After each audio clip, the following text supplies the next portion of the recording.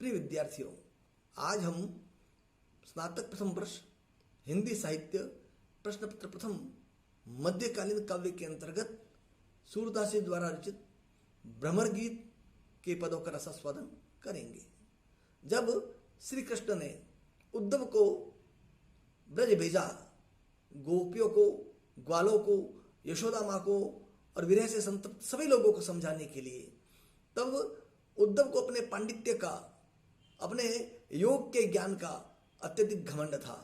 लेकिन जब उद्धव ब्रजवासियों के बीच में पहुंचे और जब उन्होंने अपना उपदेश देना प्रारंभ किया, तब गोपियों ने एक भ्रमर के माध्यम से, भ्रमर उस समय वहां उड़ता हुआ आया और उस भंवरे को संबोधित करके गोपियों ने उद्धव को जो खरी खरी सुनाई, उसके बाद उद्धव का सारा घमंड चूर चूर हो गया। आइए भ्रमर गीत के इन पदों का रसास्वादन करें। आयो घोष बड़ो व्यापारी, लादि खेप गुण ज्ञान जोग की, ब्रज में आन उतारी। गोपिया कह रही है, निर्गुण ब्रह्म की शिक्षा देने आए उद्धव को खरी खरी सुनाती हुई, आपस में बात करती हुई वे कह रही है कि आज अहीरों की बस्ती में एक बड़ा व्यापारी आया हुआ है, उसने ज्ञान और योग के गुणों से युक्त अपनी गठरी लाकर ब्रज में उतार दी है। फाटक देकर हाटक मांगत, भोरे निपट सुधारी, धुरही ते खोटो खायो है, लये फिरत सिर भारी, इनके कहे कौन डहकावे, ऐसी कौन अजानी।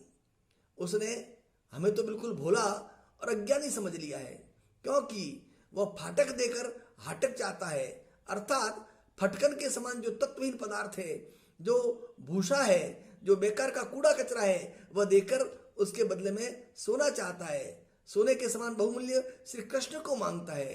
ऐसा लगता है कि इसने आरंभ से ही खोटा खाया है, लोगों को ठगा है, तभी तो इस भारी बोझ को सिर पर लिए घूम रहा है। इस व्यापारी का सामान बिक नहीं रहा है, इसलिए इसे इस भारी बोझ को लादकर इधर उधर भटकना पड़ रहा है। अपनो दूध छाड़ी को पीवे, खार कूप को पानी, ऊधो जाहु सवार यहाँ ते, बेगी गहरू जनी लावो, मुंह मांग्यो पेहो सूरज प्रभु, साहुई आन दिखावो। यहाँ हम में से ऐसी कौन ना समझ और अज्ञानी है जो इसका माल खरीदकर धोखा खा जाएगी। आज तक ऐसा मूर्ख हमने नहीं देखा है जो अपना दूध छोड़कर खारे जल के कुएं का पानी पिए। गोपिया अंत में कहती है कि हे उद्धव, तुम शीघ्र ही यहाँ से बिना देर किए मथुरा चले जाओ, और जो तुम्हारा बड़ा सेठ है, जो कृष्ण है, तुम हमसे लाकर उसके दर्शन करा दो। अगर हम उनके दर्शन कर लेंगे तो तुम्हें मुंह मांगा पुरस्कार प्राप्त होगा। उद्धव फिर योग का उपदेश देते हैं तो गोपिया कहती है, जोग ठगोरी ब्रज न बिके है, यह व्यापार तिहारो ऊधो, ऐसो ही फिर जे है, जापे ले आए हो मधुकर, ताके और न समय है। गोपिया उद्धव के ज्ञान युग को निस्सार बताकर उन पर गंभीर व्यंग्य करती है और कह रही है, हे उद्धव, तुम्हारा ये ज्ञान योग रूपी ठगी और धूर्तता का व्यापार ब्रज में नहीं बिक पाएगा। यह सौदा यहाँ से लौटा दिया जाएगा, यहाँ इसे कोई नहीं खरीदेगा। हे मधुकर, तुम यह सामान जिनके लिए इतनी दूर तक लाए हो, उन्हें यह पसंद नहीं आएगा और उनके हृदय में नहीं समाएगा। दाख छाड़ी के कटुक निमोरी को अपने मुख खइए, मूरी के पातन के केना को मुक्ता हल दइए, सूरदास प्रभु गुण ही छाड़ी के को निर्गुण निर्वई है। ऐसा कौन मूर्ख होगा जो अपने अंगूर के दानों को छोड़कर नीम के कड़वे फल निमोरी को खाएगा, और मूली के पत्तों के बदले में तुम्हें मोतियों के दाने कौन देगा। गोपिया कहना चाहती है कि तुम्हारा ये जो निर्गुण ब्रह्म है, वह नीम के फल के समान कड़वा और मूली के पत्ते के समान फीका है, तुच्छ है, त्याज्य है, और हमारे श्री कृष्ण अंगूर के समान, द्राक्षा के समान मधुर और मोतियों के समान बहुमूल्य है। इसलिए हम ऐसे मूर्ख नहीं कि कृष्ण को छोड़कर निर्गुण ब्रह्म की साधना करें। ऐसा कौन मूर्ख है जो संपूर्ण गुणों के भंडार सगुण रूपी कृष्ण को छोड़कर निर्गुण ब्रह्म की साधना करेगा। अगले पद में गोपिया उद्धव का उपहास करते हुए कहती है, आए जोग सिखावन पांडे, परमारथी पुराण निलादे, जो बंजारे टांडे। प्रस्तुत पद्य में उद्धव के ज्ञान योग की शिक्षा से गोपिया नाराज और उदास है और वे कहती है, हे उद्धव, तुम पांडे के समान, पंडित के समान हमें जोग सिखाने के लिए आ गए। जिस प्रकार बंजारे लोग अपने सिर पर माल लादे लादे बेचने के लिए घूमते फिरते हैं, उसी प्रकार तुम भी पांडे के समान परमार्थ की शिक्षा देने वाले पुराणों के ज्ञान के बोझ को अपने सिर पर लादे लादे फिर रहे हो। हमारी गतिपति कमल नयन की, जोग सिखे ते रांडे, कहो मधुप कैसे समाएंगे, एक म्यान दो खांडे।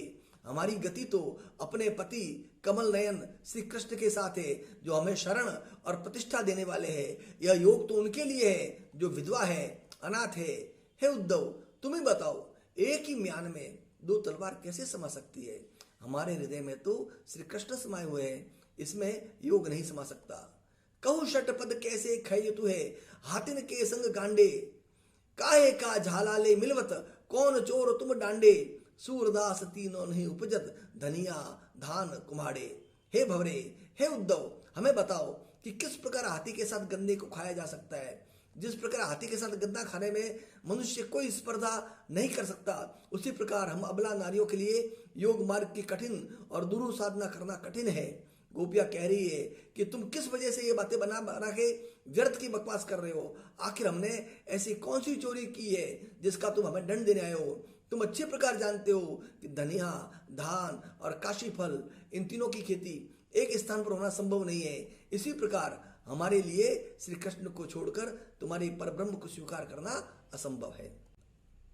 अगले पद में सूरदास जी लिखते हैं, गोपियां कहती है, ए अली कहा जोग में नीको, तजी रस रीति नंद नंदन की, सिखवत निर्गुण फीको।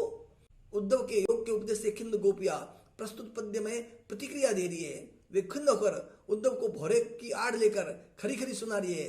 कहती है, हे भौरे, तुम्हारे निर्गुण में कौन सी खासियत है, कौन सी विशेष बढ़िया बात है जो तुम नंदलाल की इस पद्धति को छुड़ाकर हमें नीरस फीका निर्गुण सिखा रहे हो। देखत सुनत नाही कछु श्रवणनी, ज्योति ज्योति करी ध्यावत, सुंदर श्याम दयालु कृपा निधि, कैसे हो बिसरावत। तुम उस निर्गुण को न तो देख पाते हो न सुन पाते हो, बस ज्योति ज्योति कहकर ध्यान करते हो। हमारे श्याम सुंदर तो अत्यंत दयालु है, कृपा के सागर है, हम उन्हें कैसे भुला सकती है। सुनि रसाल मुरली सुर की धुनी, सोई कौतुक रस भूले, अपनी भुजा ग्रीव पर मेले, गोपिन के सुख फूले। हमारे कन्हैया की मधुर मुरली की धुन सुनने के लिए तो कौतुकवश अपना तन मन भुला बैठे थे। जब कन्हैया अपनी भुजा हमारे कंधों पर रख देते थे तो हमारा मन खिल उठता था। लोक कान कुल को भ्रम, प्रभु मिली मिली के घर बन खेली, अब तुम सूर खवावन आए, जोग जहर की बेली। हम लोकलाज और कुल की मर्यादा छोड़कर प्रभु के साथ घर में वन में खेलती रहती थी, और अब तुम हमको योग रूपी विष की लता खिलाने आ गए हो। अगले पद में सूरदास जी लिखते हैं, गोपियां कहती है, हमरे कौन जोग व्रत साधे, मृग तुझ भस्म आधारी जटा को इतने अवराधे। यहाँ गोपियां उद्धव से कह रही है कि सुंदर कृष्ण को छोड़कर निर्गुण ब्रह्म की साधना करना असंभव है। योग साधना की कठिनाइयों, बंधनों और प्रयत्न की आलोचना करते हुए गोपियां उद्धव से कहती है कि हे उद्धव, हमारे यहाँ तुम्हारे योग व्रत की साधना कौन करे? मृग छाला, भस्म, अधारी आदि वस्तुओं को इकट्ठा करता कौन फिरे, और फिर अपने सिर पर जटा कौन बांधे? जाकी कहूँ था नहीं पइये, अगम अपारा गादे, गिरिधर लाल छबीले मुख पर, इते बांध को बांधे। तुम्हारा ब्रह्म तो ऐसा है जिसकी कहीं भी था नहीं पाई जा सकती, जो अगम है, अपार है, अथाह है। इतनी मुसीबतें मोल लेकर कौन तुम्हारे ब्रह्म की साधना करता फिरे? हमारे सुंदर सरोने कृष्ण के छबीले मुख का दर्शन करने के लिए इन सब बातों की बिल्कुल जरूरत नहीं पड़ती।